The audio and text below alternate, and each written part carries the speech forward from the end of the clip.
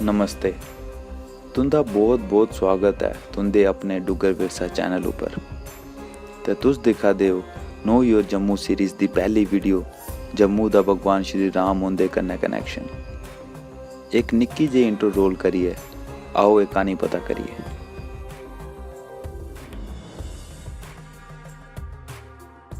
मंदिरें दा शहर जम्मू अपनी मिठी बोली, स्वादली रोटी, भाईचारे ते सोने मंदिरें ਲਈ जानिया जाता है।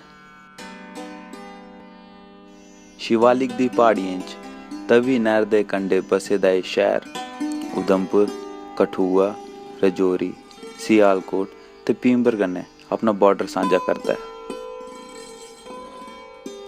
वैष्णो देवी, शिवखोड़ी, रघुनाथ मंदिर, सुध महादेव, बावे आली माता ये जम्मू दे मशहूर मंदिर ने जिथे पूरे देश के श्रद्धालु बार बार आंदे न।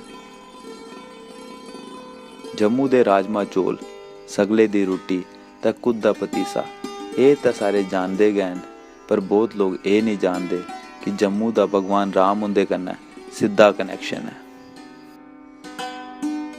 ये गल 5820 साल पुरानी है, जिसले भगवान श्री राम हुंदे 20वीं पीढ़ी दे वंशज महाराज सुदर्शनों ने अयोध्या की राजगद्दी संभाली।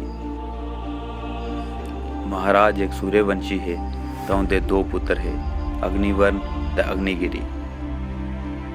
महाराज उनके पूरा होने के बाद अयोध्या की राजगद्दी महाराज अग्निवर्ण ने संभाली ली ते राजा अग्निगिरी अपने चेले चांटे लेइयै टुरी पे कांगड़ा। उत्थे उन्हें रवि नहर दे कंढे नगरकोट च अपना डेरा बसाया। राजा अग्निगिरियों ने अगले पिछले इलाके जितया ते जम्मू दे राजा बनी गए। फिर राजगद्दी उपर अग्गे उंदी गै पीढ़ियें राज किया। उंदी 6वीं पीढ़ी चोए महाराज अग्निगर्भ होर। महाराज उंदे 18 पुत्र है जो ने पूरे तवी इलाके संभालिया। महाराज अग्निगर्भ उंदे पूरा होने के बाद उनके बड़े पुत्र बाहुलोचनों ने राजगद्दी संभाली। किस चिरे बाद महाराज बाहुलोचनों ने अपनी राजधानी बदली उड़ी ते तवी नहर दे कंढे एक महल बनवाया, जिसी अज अस बावे आला किला या बाहू फोर्ट के नां तो जानते हैं। अपनी रियासत की बढ़ाने लई बाहुलोचनों निकली गए पंजाब। उत्थे उन्हें सियालकोट पर हमला किया, लेकिन वो हारी गए ते वीरगति प्राप्त हुई गई। उनके बाद उनके लोके भरा जांबूलोचनों ने राजपाट संभालिया। बदले दी अग अपने मन च लेइयै महाराज जांबूलोचनों ने सियालकोट पर हमला किया तो ज़्यादातर सिंध इलाका अपने कब्जे च ले लिया। बाद महाराज जांबूलोचनों ने गए जम्मू शहर का निर्माण किया। ये सारी गल्लां साफ साफ दसदियां ने कि जम्मू वाले भगवान राम हुंदे वंश दे ने।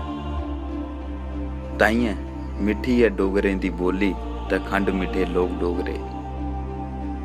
अपने डुग्गर प्रदेश की हिस्ट्री के बारे और जानने लिए इस सीरीज़ की बाकी वीडियोस भी दिखियो। डुग्गर विरसा एक प्लेटफॉर्म है जिहड़ा डोगरा कल्चर की प्रमोट करना चाहता है, तो अहीं सपोर्ट करने लिए लाइक ते सबसक्राइब जरूर करियो। चंगा फिर मिलने अगली वीडियो च। धन्यवाद।